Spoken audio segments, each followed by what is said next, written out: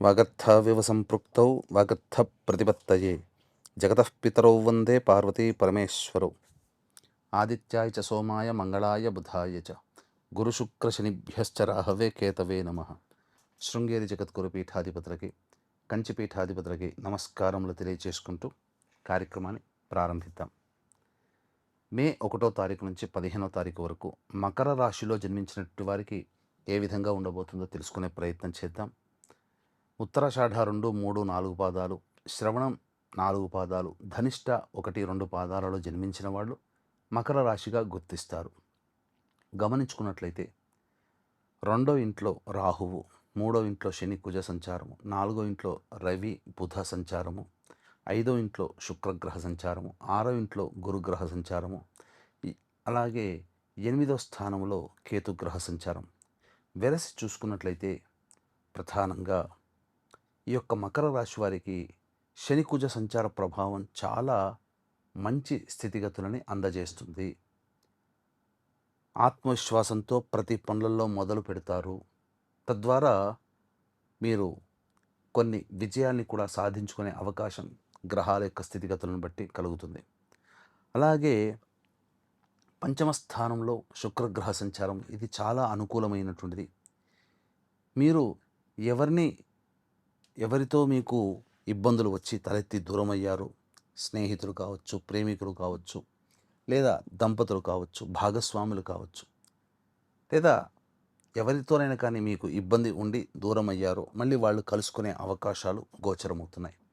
విలువైన వస్తువులు, ఆభరణాలు కొనుగోలు చేస్తారు.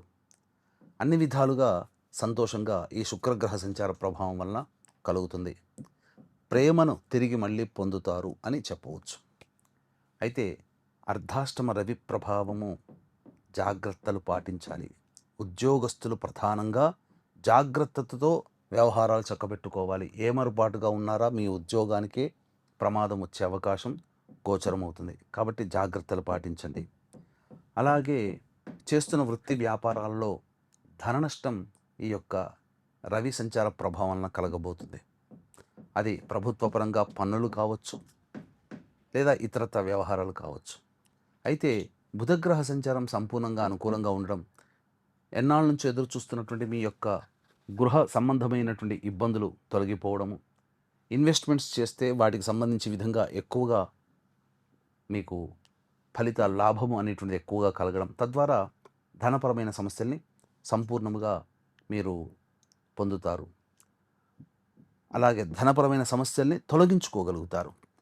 అన్నిటికంటే ముఖ్యంగా మీ తెలివితేటలతో సమస్యల్ని పరిష్కరించుకునే మార్గం సుగమమవుతుంది అని చెప్పవచ్చు బుధగ్రహ సంచార ప్రభావం. ఇక ద్వితీయమందు రాహువు, అష్టమందు కేతువు, ఇది అనుకూలము కాదు.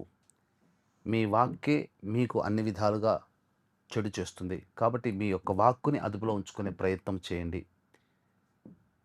గురుగ్రహము అనుకూలంగా లేదు. ముఖ్యంగా బుధుడు ధనాన్ని మీకు ఇబ్బడి ముబ్బడిగా మీకు కలగచేస్తే గురువు అక్కడ ఖర్చు పెట్టిస్తాడు. కాబట్టి ఖర్చుల విషయంలో మీరు ప్లానింగ్ ప్రకారం ఉండండి, కంట్రోల్ చేసుకోండి ఖర్చులని అని గురు సంచార ప్రభావం తెలియజేస్తుంది. ఏ తర్వాత చూసుకున్నట్టయితే సాధారణమైనటువంటి ఫలితాలే కలుగుతాయి. నిరుద్యోగస్తులు మరికొంత సమయం కోసం ఎదురు చూడక తప్పదు. అలాగే వివాహం కాని అబ్బాయిలు, అమ్మాయిలకి సంబంధాలు బాగా ప్రయత్నిస్తే తప్ప కుదరడం జరగదు. కాబట్టి కొంత సమయం, మంచి సమయం కోసం వేచి చూడండి. సంతానం కోసం ఎదురు చూసేటువంటి వ్యక్తులకి చక్కగా సంతానపరమైనటువంటి లాభం కూడా ప్రయత్నం చేస్తే ఖచ్చితంగా కలుగుతుంది. ఇక గమనించుకున్నట్లయితే ప్రధానంగా మిశ్రమ ఫలితాలు కాబట్టి దైవానుగ్రహం తప్పనిసరి. కావున మీరు కొలిచే మీ ఇష్టదైవము, మీరు నమ్ముకున్న మీ కులదైవము సదా మిమ్మల్ని రక్షించాలి, సమస్యల నుంచి బయటపడాలని మనస్ఫూర్తిగా కోరుకుంటున్నాను.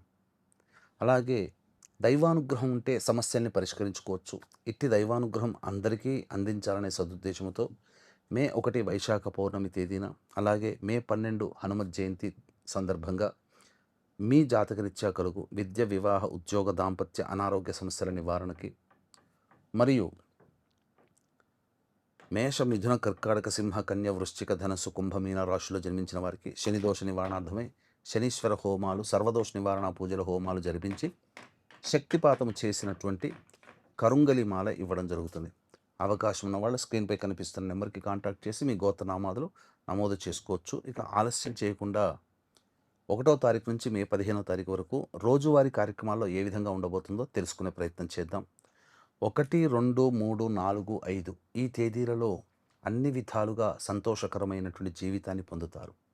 ఖర్చుకు మించిన ఆదాయాలు ఉండడం, తద్వారా అన్ని విధాలుగా సంతోషంగా ఉంటారు. విందులు, వినోదాలు, కుటుంబ సభ్యులతో పాల్గొంటారు. చక్కగా మంచి ప్రదేశాలని వీక్షిస్తారు. కొత్త కొత్త ప్రదేశాలకి వెళతారు కుటుంబ సమేతంగా అని చెప్పవచ్చు. ఇక 6, 7 తేదీలలో ఖర్చులు అధికంగా ఉంటాయి. ప్రశాంతత లోపిస్తుంది. ఏ పని చేయాలన్నా సంతోషంగా ఉండదు. ఏదో ఒక బాధ మిమ్మల్ని వెంటాడుతుంది. నిద్ర పట్టకపోవడం లాంటివి జరుగుతాయి. కాబట్టి జాగ్రత్తగా ఉండండి. 8, 9, 10 ఈ తేదీలలో ఎన్నాళ్ళ నుంచో పెండింగ్లో ఉన్నటువంటి పనులని పూర్తి చేసుకుంటారు. సుఖ సంతోషాదులతో ఆనందంగా ఉంటారు. విందులు, వినోదాలు, పాత మిత్రులను కలుసుకుంటారు. సంతోషంగా గడుపుతారు. 11, 12 తేదీలలో కుటుంబ కలహాలు వచ్చే అవకాశం ఉంటుంది. మనస్సు ప్రశాంతత ఉండదు.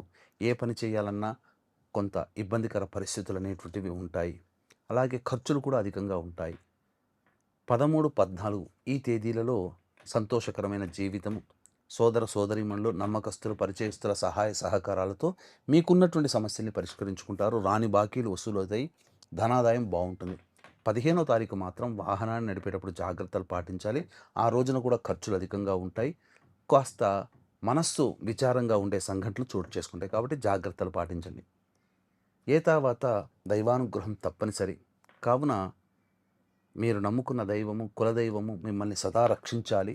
మీకు చేపట్టినటువంటి పనులలో విజయాన్ని చేకూర్చాలని మనస్ఫూర్తిగా కోరుకుంటూ, అలాగే వీటికి దైవానుగ్రహం కూడా తోడై ఉండాలి. మీ యొక్క ఆకాంక్షలకి దైవానుగ్రహం తోడై ఉండాలనే సంకల్పంతో మే 12వ తారీఖు రోజున జరిగే సర్వదోష నివారణ పూజల హోమాల్లో సాయంకాలం 6 గంటల లోపల నమోదు చేసుకునే ప్రయత్నం చేసి, తద్వారా దైవానుగ్రహంతో మీకున్న సమస్యని పరిష్కరించుకుంటారని మనస్ఫూర్తిగా కోరుకుంటూ, సర్వం శ్రీ ఉమామహేశ్వర పరబ్రహ్మార్పణమస్తు.